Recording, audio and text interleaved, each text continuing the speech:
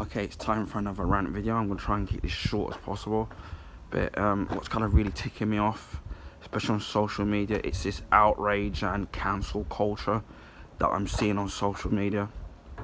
Especially on things like Twitter, because obviously that's what I tend to use a lot, obviously, mostly to catch up on news. Well, if it's film news or something can be rumour. And like things to do with my football team.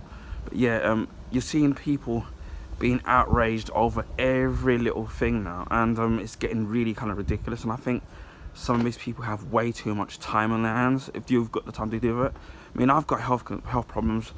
I've had a death in the family, and I've got other things going on in my life, where it's I'm doing video games or doing other things that I need to do in my life. So I don't have the time to sit there online getting outraged and sitting to see what every single thing that a person is doing.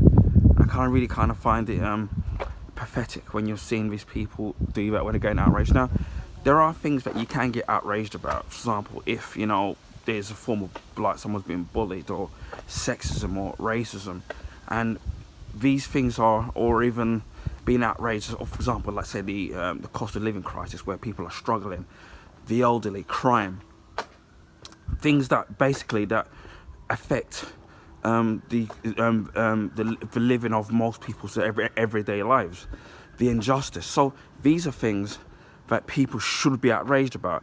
But it's some of the stupid little things, like it's who's been cast in this, that person's done a little silly little thing in their past, and etc, etc. And it's absolutely ridiculous. And then they're sitting there and wanting them cancelled, all this stuff. Now you've seen this thing obviously that's happening with, for example, with the BBC.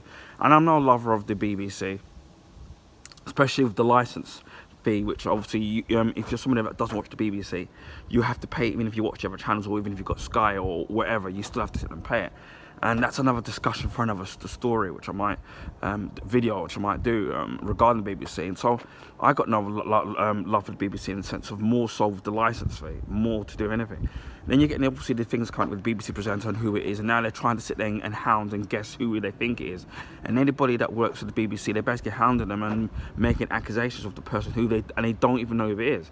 Now, once the person is named, and then it's been proven that the person's done it, then you can do whatever you want because they've brought it upon themselves. But to hound and go after people who they don't even know if it's even them is absolutely ridiculous. And you're seeing these people sitting there and going after this person and that person and trying to guess and hounding them and persecuting them. They don't even know what's going on. I'm sorry, but people have got way too much time in their hands. You've seen obviously that stuff with, say, like COVID. Even I've got dealing with death in the family. People are struggling with the cost of living. You've got elderly, you've got crime, you've got all these things that are going on in life that are affecting things that are affecting everybody in day life. And this is what people seem to be sitting there and kind of going on about. And then the counterculture, where they sit there, they're not fully aware of the facts. It's like, oh, I want that person sacked, I want that person this, but the other, and they don't even know what the hell's even going on, and we're not fully aware of what's going on. And although social media is great, because in a sense that you can talk to thousands upon people, across millions upon people across the world, what you normally wouldn't be able to do because of the media, of the internet and social media. It can be great because I've met people all across the world. It's helped to even grow my YouTube channel, even my Twitter thing, and I've made good friends across the world. It's been great. But you get this negative side of it, where people are just cancelling and being outraged over things that aren't even affecting them. I've even had things to do with, say, like Tottenham will sign a player, and then you'll get like, say, a rival Chelsea fan or whoever, it will turn and say, oh, that person's average. What's it got to do with you when it's not in your club? If my club, if Tottenham, for example, are signing an average player, if Tottenham are signing a player and a Chelsea fan comes in and thinks that person's average, what the hell has it got to do with you, right? When you don't even support that?